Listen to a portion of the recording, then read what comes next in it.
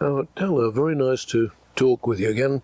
And can you tell me about this ghostly dog that one of the family saw?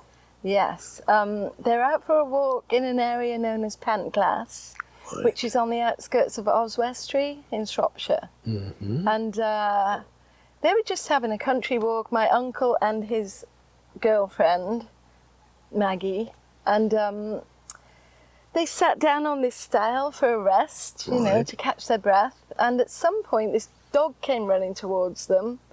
And my uncle, John, went to pet it. Right. And before their very eyes, it dematerialized.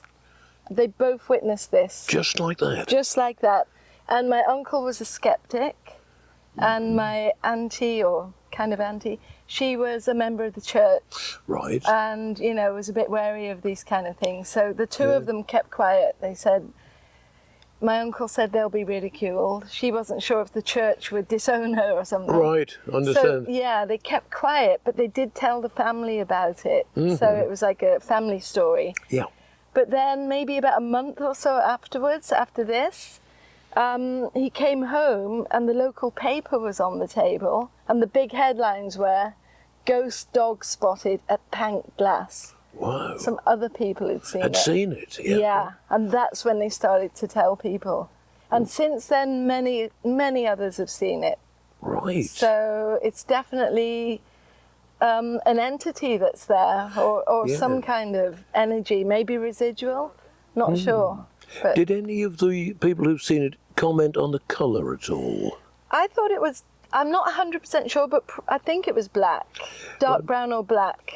Because there's a very famous story right through Norfolk, where I came from, and throughout East Anglia, of a black dog called the Black Shuck. And the word shuck is derived from the word soccer in Old English, Okay. which means devil or fiend. Oh. And this particular Black Shuck was first noted by the Reverend E.S. Taylor, who was writing in 1850. And he wrote a piece about Shuck the dog fiend. And he said this: "The phantom I have heard many persons in East Norfolk and even Cambridgeshire describe as having seen as a black, shaggy dog with fiery eyes and of immense size, and who visits churchyards at midnight." Oh my goodness. The personal experience that I've had is the other way round. It wasn't the ghostly dog that appeared. It was a perfectly normal little terrier that we had and loved, who would greet somebody who wasn't there.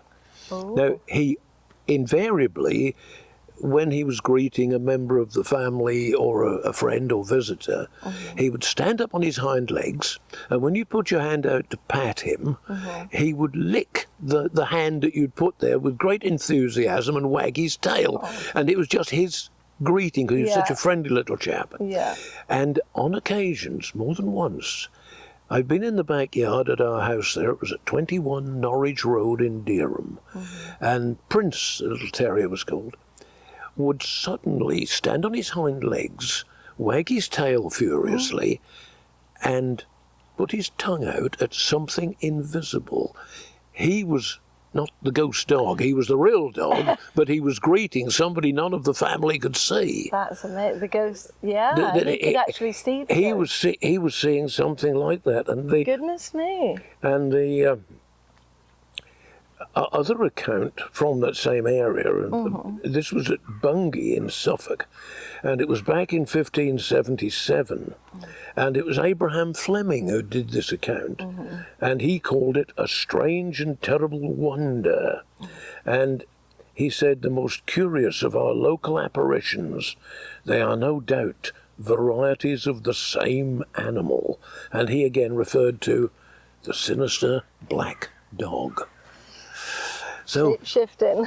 it does make you wonder, when so many honest and reliable witnesses have seen it, what is it? Yeah. And you're brought up with perhaps the idea of time travel, or the ghost or spirit of a dog that once lived there, or some kind of strange elemental creature that appears in the form of a dog. What would your explanation be if you had to choose between one of those? Yeah, I'm torn between the spirit of a dog and Yes. possibly entities from other dimensions Yes. crossing into this Crossing over dimension. into ours, yes. Yes. Coming through Yeah, perhaps because, what we might call hyperspace, or through Yeah. through the warp. because Yeah. everything's energy and different yes. densities. Yes. So that could happen, Yeah. almost like a bleed through, Yes, into that each other's dimensions. and that Possibly. the energy is expressed in a form which is comprehensible to us, that Yeah, it might be something that we didn't understand, and so the subconscious mind translates it Yes. into a black dog. yeah, something that it can make sense of, some Yes. kind of sense of. Yeah, we make, as you say, we make sense of an otherwise indeterminate image. Yeah, and possibly there could be some kind of symbolic meaning. Ah, yes. So, And there's a lot of Native American Indians that every animal has a symbolic meaning. yes, it does. And a black dog with the red glowing eyes of the other description, like the Black Shuck, Yeah, would tend to be something rather sinister and dangerous, Yeah. and would need a few drops of holy water and an exorcism prayer. and a whiskey and Yeah, well, calm you down. that's for the priest when he's used the holy water. That sounds good.